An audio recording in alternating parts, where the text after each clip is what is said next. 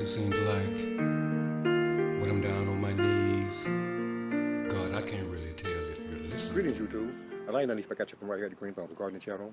Today is indeed September 25th, 2019, and Miss Linda, the New Orleans gardener, continues to express herself right here in our front yard extended grow area. I'm going to spin this camera around for you guys right now and show you exactly what I mean when I say she continues to express herself. Hang tight. Yeah, take a look at Miss Linda, the hibiscus, right here in our front yard extended grow area. Isn't she lovely? She has blossoms all the way around, and we can't be more pleased by what we see with Miss Linda. You guys see that?